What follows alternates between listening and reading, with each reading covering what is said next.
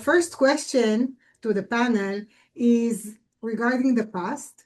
What challenges arise when organizations grow too quickly? I don't know if there's anything like that is true about growing too quickly.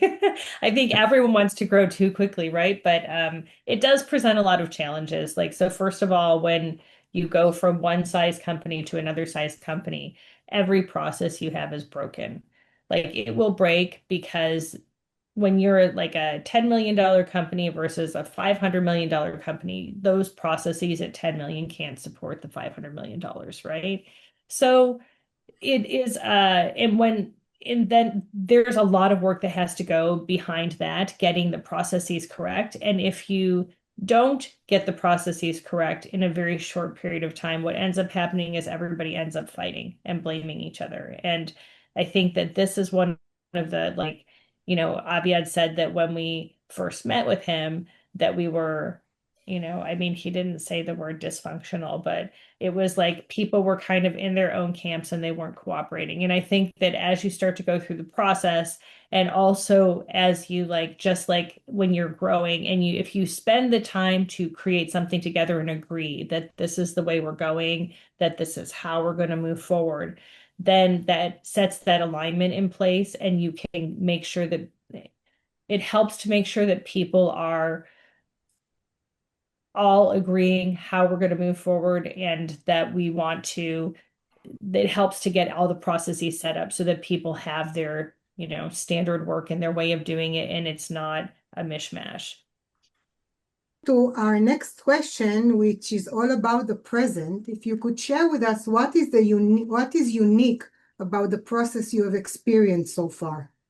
The thing that I think is so amazing about this process is like you can have the Avia Goes AI on your computer or you can have it on your mobile phone. And like literally, you can, anytime you need some advice, like you want to figure out how to handle a situation, it's right there in your pocket. And that being able to have some kind of check-in, like whenever you need it. Like, I mean, poor Avia, he was taking calls 24 hours a day. Like it just wouldn't be possible. But like he really can now with the AI. It's just it's so helpful to just and it's such a nice like I mean for lack of a better word security blanket to know that like you can go anytime and get some coaching on whatever you want to do or whatever help whatever problem you have whatever difficulty you think you're facing and you might find out it's really not a difficulty. But every time I have gone to Aviet, he's given me great advice on like how to think about things and how to structure it or how to structure the conversation so that I get the optimal outcome that I want. And now let's look at the future.